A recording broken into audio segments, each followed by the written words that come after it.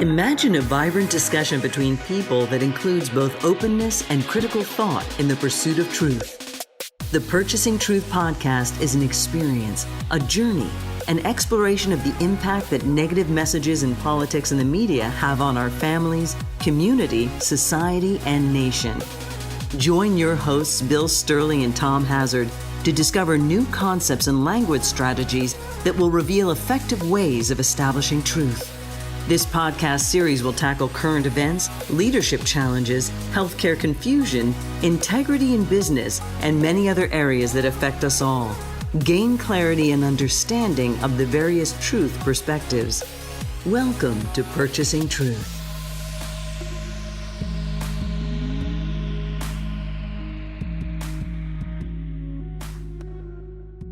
Hello and welcome back to Purchasing Truth. I'm Tom Hazard along with your host, Bill Stierle.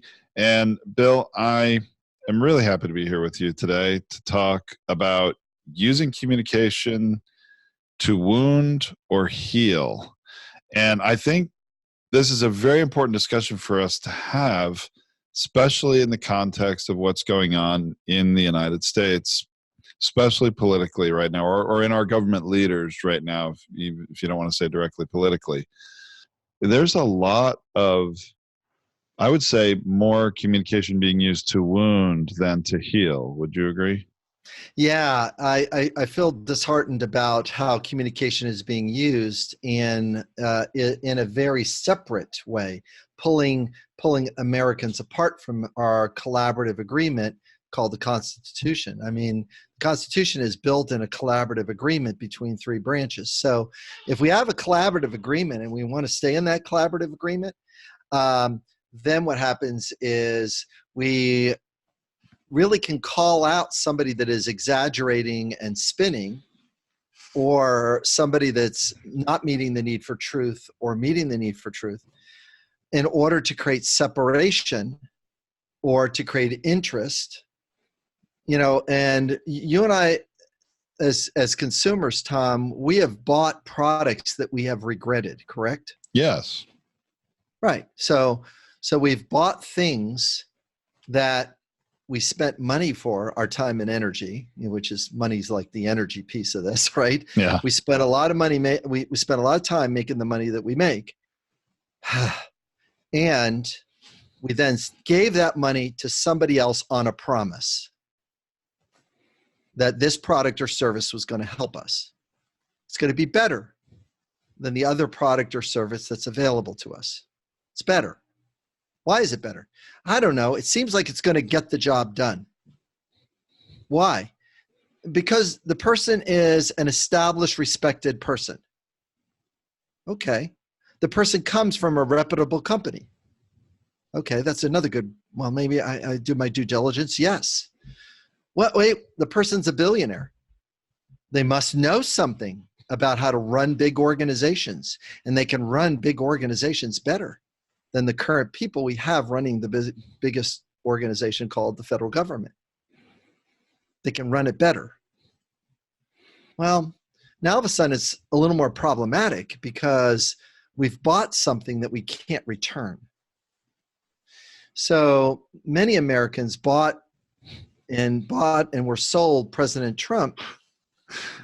And he's non-refundable. I never thought of it that way. It's not a refundable moment. So what happens is that we open the box, and yeah, the box had some stuff in it, but the stuff in it, no matter how good he says the stuff in it is, the box is in those different promises, and even the way that he's forcing the stuff that's in the box that most people don't want or don't even know that it is ineffective to actually keep liking that thing called the wall or so on and so forth. Yeah, all of us agree about immigration reform because there needs to be a path to citizenship. There's always a path, right? But not to people that bought the box that said isolationism. They bought that. Right. They bought about enough people of other races coming into my city, my country, my workplace. I'm going to I don't know what this person looks like. I don't know what their values are. It is messing with my safekeeping primitive brain. It's messing with it. And it's not to say that the person's brain is, it's just about safety and protection of the unknown. So I bought that in the box. So now all of a sudden we're in a place where the communication that was used to sell that message is now the communication is being used to wound or divide America along that same line. It seems that that's all we get, really. I mean, in our daily information coming out of the White House or coming from the president on Twitter is these communication messages. Yeah. I don't know that there's been very many to heal. I think the vast majority have been to wound. Have they not?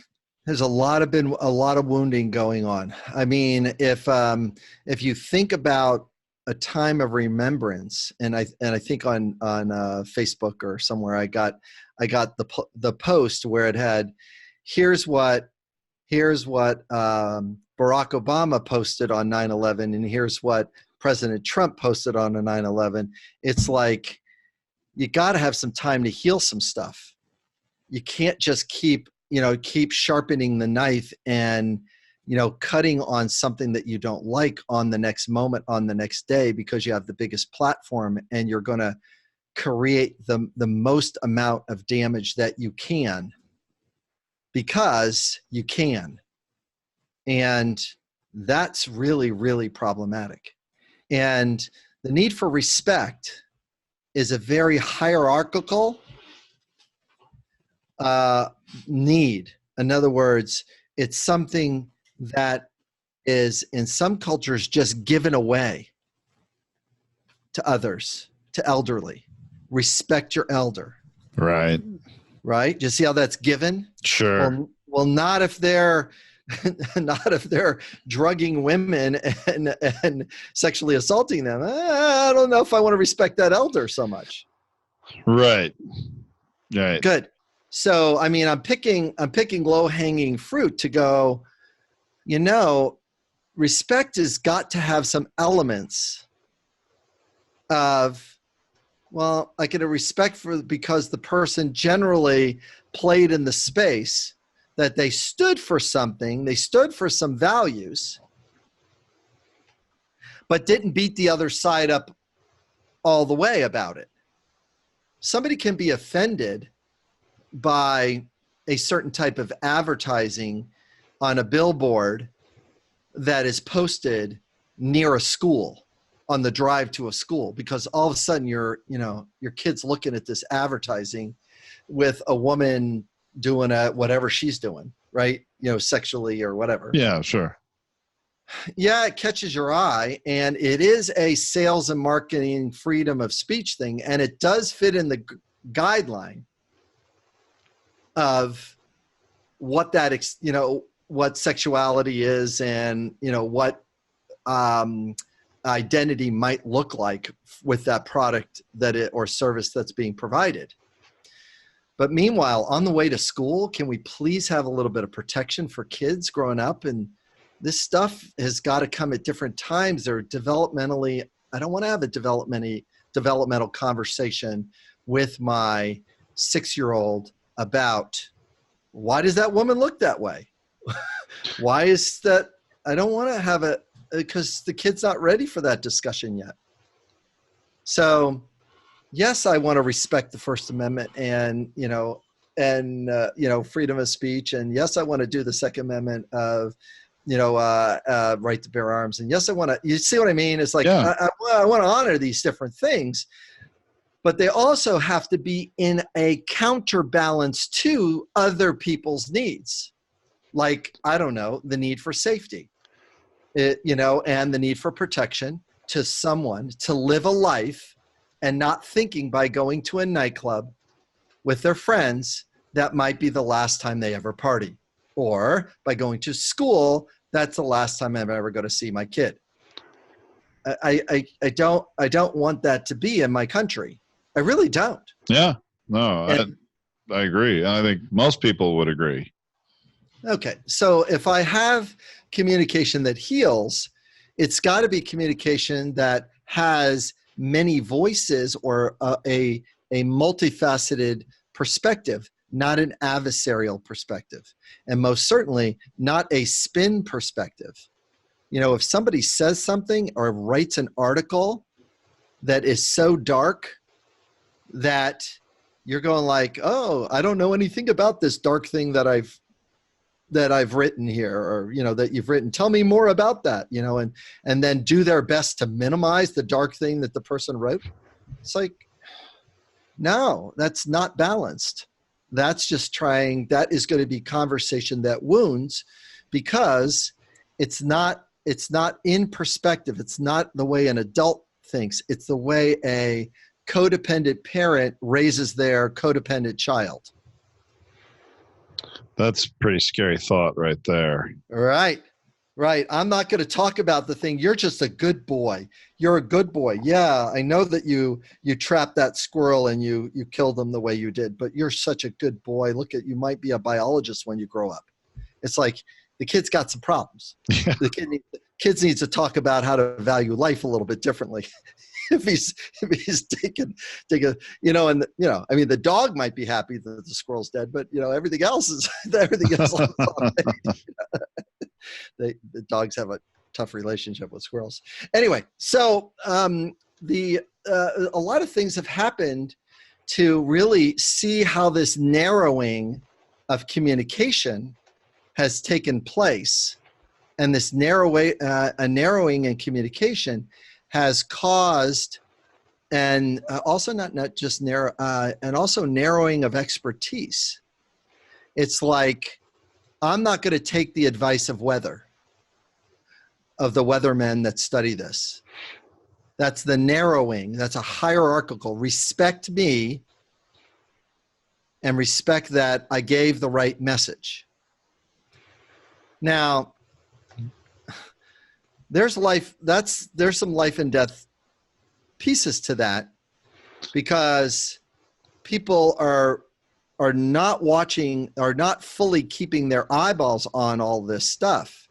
And if you're just trying to keep eyeballs in your direction, the way the current administration does is keep eyeballs on us, keep eyeballs on us, keep eyeballs on us. What that means is that it creates a very, very narrow view that the leader can do no wrong. And it's guised around respect that has been handed over to him. Well, and about, yeah, it makes sense. It's about respect that he demands, not that he earns, I would say. Right? Right. He really does demand respect, and he is unwilling to admit he ever erred in any way, that he ever made a mistake. So the example you were alluding to was the hurricane path track in Florida for Hurricane Dorian, right? That right. He said, you know, a couple times in the media that people in Alabama were in danger from this hurricane, and why he wanted to emphasize Alabama, I really don't know. But once he said it, and it was pointed out to him that that was incorrect, he could not possibly admit that he made a mistake there, that, oh, he was remembering an earlier, very early path of the hurricane that might have even brought it into the Gulf of Mexico or whatever. And since then it changed, so let's move on. No, instead, this becomes the news story of the week, not about the people being pummeled by Hurricane Dorian so much, but the president, and is he telling the truth or is he not? And it was maddening. There are people sitting in South Carolina and North Carolina that did not get the news coverage that it needed in order to get the funding that it needed, in order to get the repairs needed and their lives back in order. Their lives have been, because of this Dorian thing, has been set back 6-8 months at least. That it could clearly wipe a year out. Same thing happened with Sandy. Same thing. My sister lost a house in Sandy. So I know about her wading through her living room trying to move everything to the top floor. Wow. Losing their music studio in the backyard, and having to go out there in waist deep water to get things out as the tide was coming in over Atlantic City. Seriously. Wow. I mean, that's real time stuff. And if he's spending time on distracting from that, the people in South Carolina and North Carolina are being set back, like I mentioned, 6 months, 8 months, a year time, because there's no focus. Because guess what? We're on to the next crisis that he's creating, instead of focusing on who are the people that you need to help right now, rather than saying, well, let's distract so people don't talk so much about the FEMA money running out or whatever, and go like, sorry, oh, the insurance doesn't cover it. Sorry, and don't get me started about how insurances, well, is this covered by the hurricane or is this flood damage? Oh, you have hurricane damage. You don't have flood damage. It's like, what the heck? What policy did I sign up for? Is there any protections for that? So communication used to wound is going to be one that is not written in integrity, but also a strong skew to promoting a point of view that has a non-accountability, you're on your own, tough luck. And you lost a child at a elementary school. You know what? Our Second Amendment is much more valuable than your child. Really? Than life?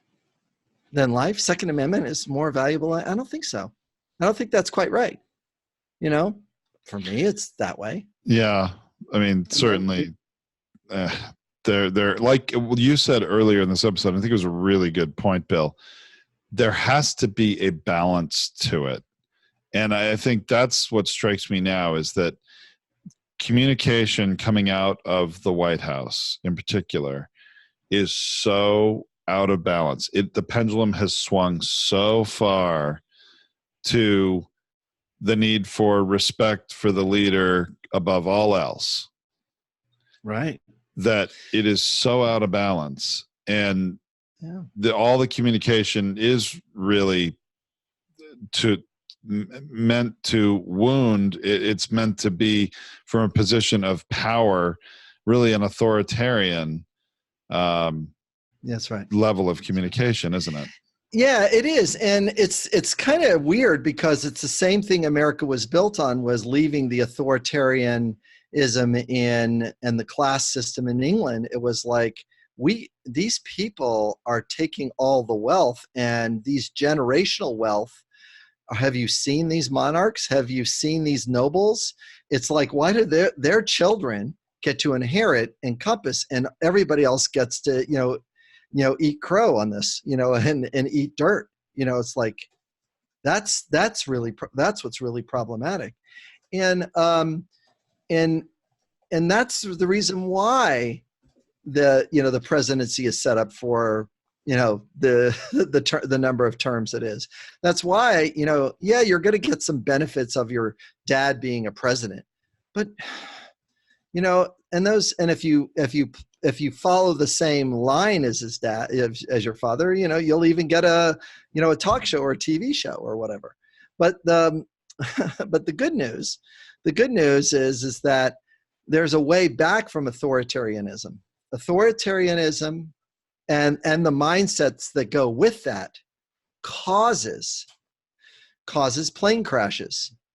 It causes people to advocate respect to the pilot, rather than a discussion between the pilot and the co-pilot.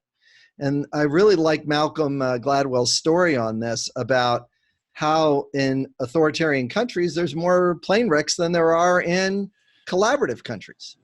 And I think that you have some insights about that too. I think that this may be, as our listeners are hearing us, they may be a little puzzled, like, what are you talking about? There's more plane crashes in countries where there's more of a culture of authoritarianism. Well, in fact, it's really true.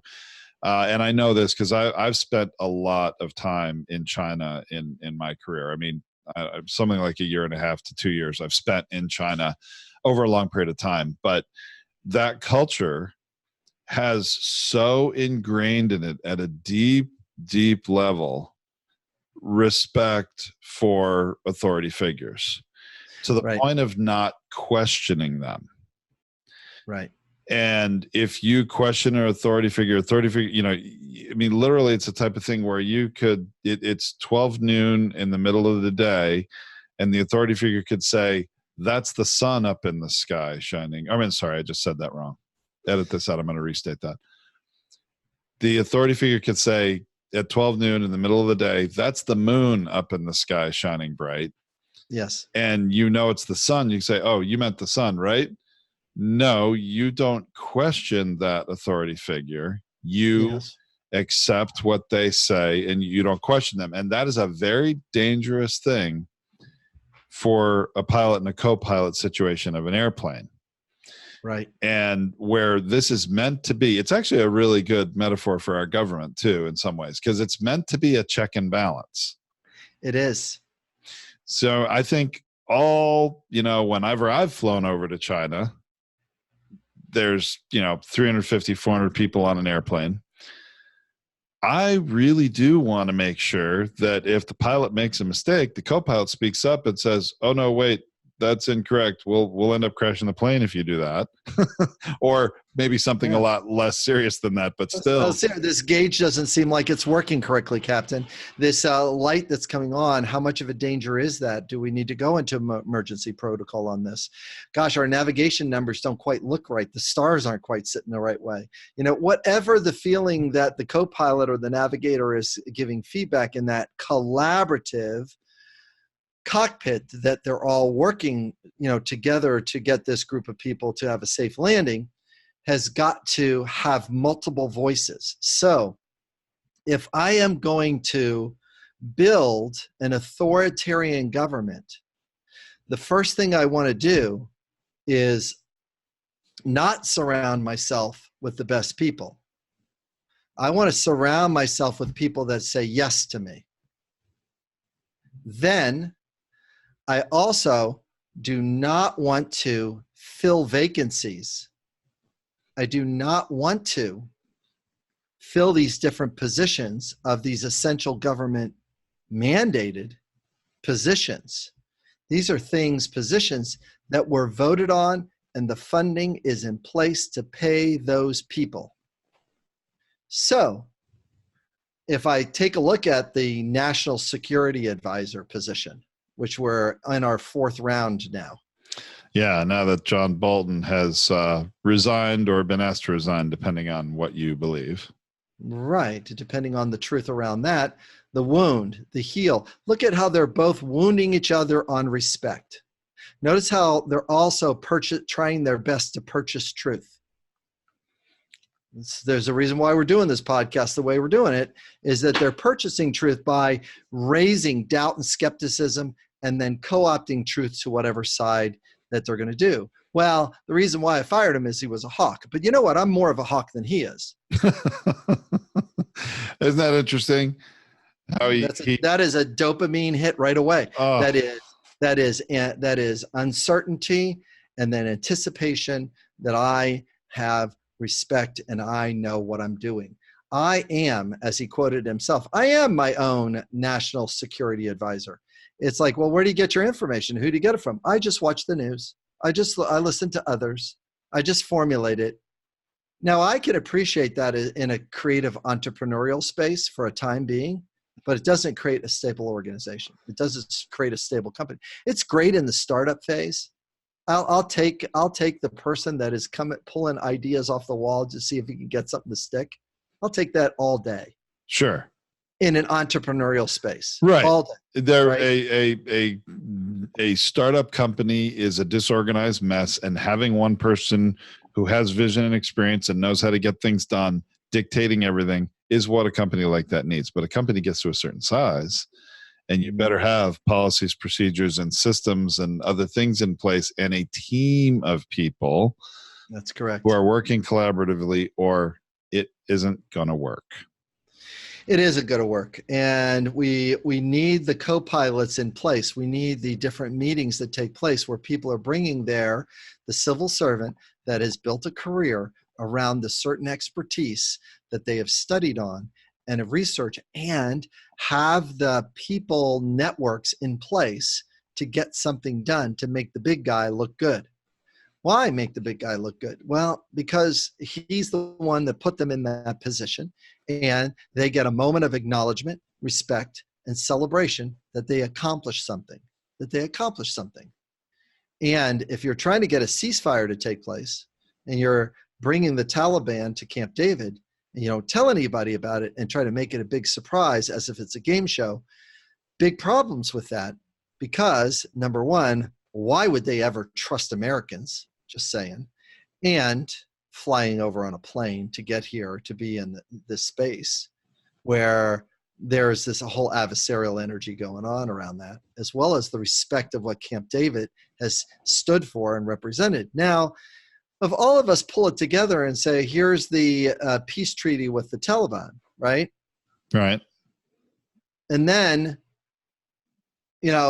they go back and one of their factions decide to take it out on somebody else, take their views in the hierarchical way that they have the world, because they are very hierarchical religious fundamentalism.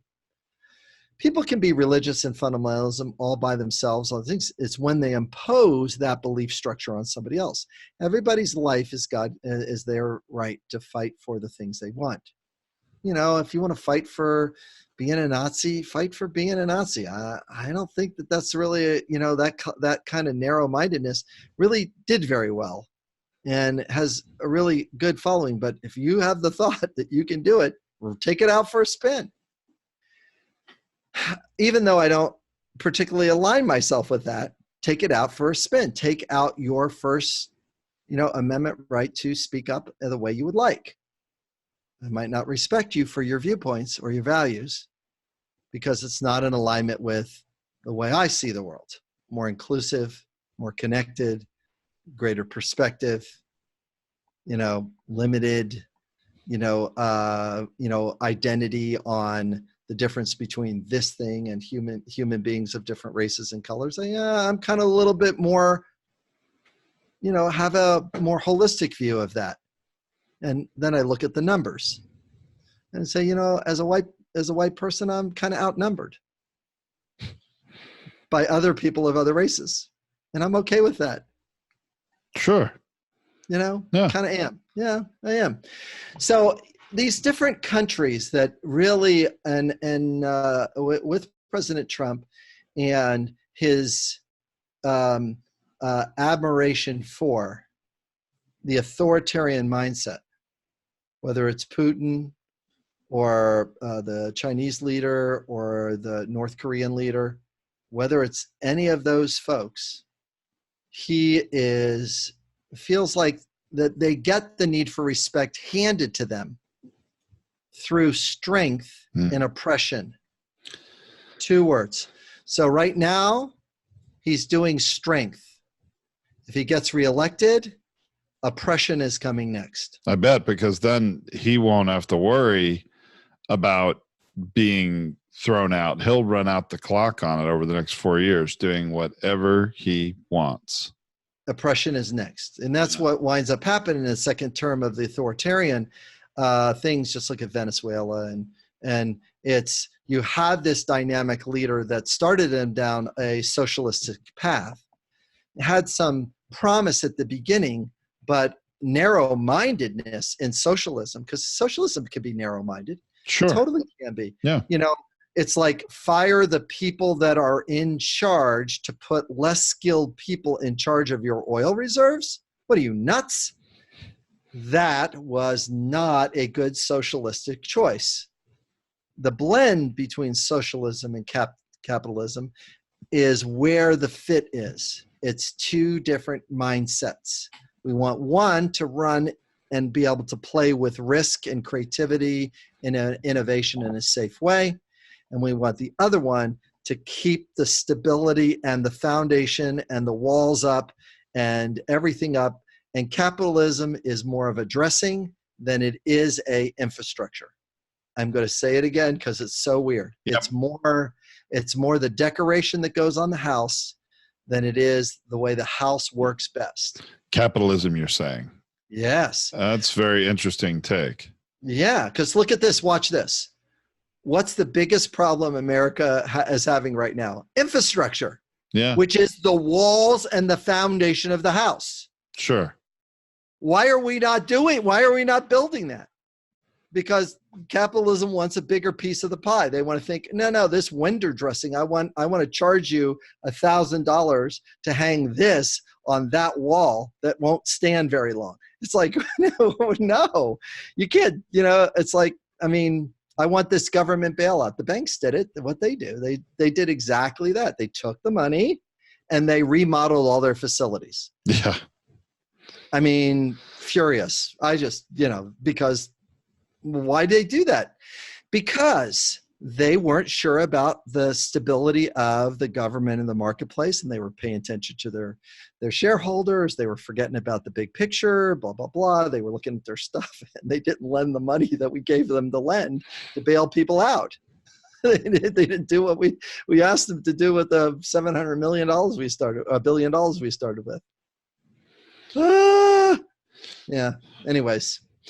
So we want this authoritarian mindset, and for all the politicians out there, we want to really advocate, for the problems with an authoritarian mindset, and just start not so much labeling him that, but being specific about what he's doing, which is authoritarian. See. So go ahead. So to add to that, I think it's really clear this whole, situation that's happened recently with John Bolton's exit as the national security advisor brings some things into focus here where, and I actually have read a bit about this, is that it really points out that President Trump's foreign policy is very much built around whatever can be done to make him look good, to make President Trump look good, or to draw attention to him, and as you said earlier, get more eyeballs on him.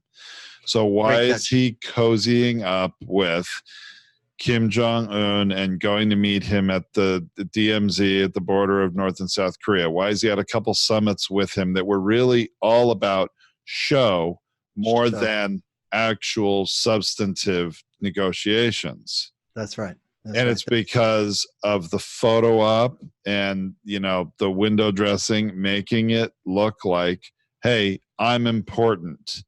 I'm accomplishing something. And he continues to do this, cozying up with authoritarian figures a la Vladimir Putin, who then he admires, yes, because of their strength and because of, he admires that strength, and he admires that they get complete control and to do what they want. But his foreign policy isn't about trying to achieve any big global agenda or higher purpose or principle other than meeting his need for respect and self-worth. Yes, it's respect, self-worth, identity, brand recognition, brand promotion. It's really kind of all about that, to do that. It's like, what? Trump is going to build some hotels in North Korea because they have really great beaches. It's like, you're shaking your head a little bit. It's like, what, and the weird part about it is that because what he has done in this position with Kim Jong-un, he will get that land for free. He will build that building. There will be a resort in North Korea with a building on it with his name on it. It depends on how he survives this, the next, 3 years, and actually 2 years, the election year, and then the legal fallout year that he'll have, or 2, and then we'll see where his brand goes from there. He moves from one sizzle moment to the next sizzle moment with a great deal of ease. And it doesn't matter if the sizzle moment is bad or good, he uses it the same way. Whether it's the misspoke or the intentional speaking about Alabama, so that he can carry Alabama. Anytime the president mentions the state, oh my God, he mentioned us. Here it comes. He cares about us. He cares about our state. That's why you mentioned Alabama. Well, if it was far enough along that he could have included Louisiana and Texas, he would have done that too. Yeah. He would have said, listen, this is a very, and he did that. By the way, he did that. He says this is a very erratic, stable storm. Erratic, stable? Which one? Which one is it? Is it erratic or is it stable? It was one of the most stablest, horrific hurricanes ever because it stayed in one spot and kept wreaking havoc in one spot. So he said, well, the initial broadcast that I had when it was over here is when I remember the word Alabama and I brought it over here. But he's not interested in the correction of truth because the thing that he knows as a marketing and salesperson, or he's just been practiced to know this, is don't admit you're a mistake. Always claim respect, even though that it's not true. And people will just keep advocating respect in your direction because you're acting as if you know. It's like the father who abuses his child that still gets respect from the child, even though the father's beating the crap out of the kid because the kid doesn't know any different. Well, at least my dad disciplined me. Well, at least my dad did this. I was I must have been a really bad kid. No, you're a kid being normal. You're being created. He's the one with the problem. And so this is really a big part of the problem that we're facing as a nation. As we go to heal this and go into the transition, Tom, the main thing that we need to really focus on is back off labels and diagnoses unless it's specific. So let me give the kind of like the thing that so if you're listening, Pete Buttigieg, Bernie Sanders, Elizabeth Warren, Kamala Harris, Joe Biden, those are the current front runners. Tom Steyer just got 4%. Oh, really? Is he making his way onto a future debate? It seems like he's trying to carve his way up. Wow. So if you're listening, and if you have, the ability to find this message, use what he has done first and put the label after it. It would sound like this. By not hiring people to these key executive positions the way a functioning company would hire key executives, he's acting more in the authoritarian mindset. And I'm not sure we would like to do that as Americans, because that means our diversity will be lost. Our cooperation will be lost. It's not in the spirit of our Constitution to have one person making the decision. We're built around collaboration. We're not built around the way he's doing things. And if you're going to vote for that next time, realize that what you're giving up is a part of the freedom that has been fought for up to this time. Wow. And you could even tie that into the "I am my own national security advisor" quote, right? That's correct. Because what he's saying is, I don't need all these other experts advising me. I know what's best. I know what's best. I have this thing. I know what's best. And what's really weird is the other nations that have authoritarian leaders, that are authoritarian leaders, have got other authoritarian mindsets around them in collaboration. So Kim Jong-un has other authoritarian people around him that know that if I don't act as an authoritarian to people below me, I will lose my job and lose my life. Same thing with the oligarchs in Russia. If I'm not playing ball in the way the agreement is working between the small part of Russia that I get to rule, the petrochemical, the whatever the various different industries are that the different oligarchs run, if I don't run my ship, and if I don't do my cut, and if I don't pay attention to the authority above it, and if I don't get the people below me to follow that same line, I'm in trouble. You know, Right. The authoritarian mindset is the abdication or the handing over of respect to somebody. And I can even play different authoritarian, positions against each other. In Russia, Putin is doing a wonderful job of getting all the religious fundamentalist people, that's an authoritarian group, to get their voters to continue to vote for the other authoritarian person. Remember, I thought Russians used to persecute people with religion, didn't they? I think not too long ago, but that's not happening today. Yeah.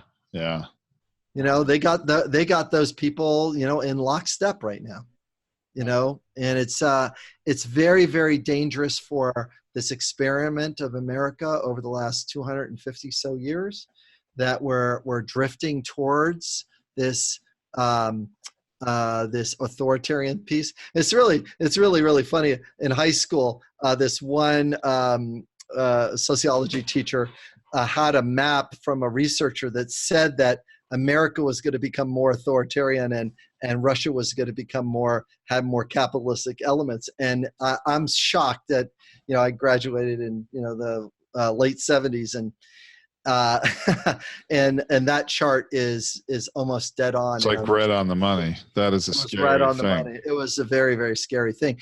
So getting back to an undivided nation and getting back to language that heals, I think that's the next step that you and I can talk about next, because the wounding part is very clear. That when this wounding takes place, there is a bleeding of independence. There's a bleeding of choice. Well, and you laid out what it might sound like if any of the Democratic challengers want to then talk about this in a way that would be quite powerful and productive, while not on its face just doing what Trump does in labeling, the president as something. Instead, makes people think a little more and realize, oh, that's what's happening. That's where we're no one wants to. I'd rather vote for somebody that I know who is a liar, rather than someone that is calling someone else a liar. Let me say that again. I'd rather vote for somebody that I voted for before that is a liar, because I'm protecting my previous vote, rather than voting for the person that is calling him a liar. Because if you're calling him a liar, you're calling me a liar. See, that's really where his percentage is hanging right now. If you call this person a liar, you're calling me and my vote a lie. And I don't want my self-worth and I don't want my identity to be there. I'd rather double down the way he does, and piss everybody off by doubling down. Wow. And boy, doesn't that bring into sharp focus how incredibly damaging it was for Hillary to call a block of voters deplorables. Yeah. And she didn't know that she was going to be, on camera, didn't know it was being filmed, didn't know it was going to go viral. Yeah. They were not deplorable. What there are is voters that were looking for a change to happen in a very large organization, the federal government, that none of them can understand. That none of those voters understand. You and I understand the federal government, all the different nuances. It's like, what does the Department of the Interior run? Just about everything. It's like, duh, do they run this thing? Yeah, they run this thing, anyways. So Very, very, very, very fascinating, and really so very important to get things in alignment that need to be in alignment. And language that heals will get us there. All right. Not language that divides. Okay, buddy. So this has been a good one. This is next time we'll get into the healing part of this. Okay. I look forward to that. Thank you so much, Bill. All right. Thanks, everybody. Talk to you soon.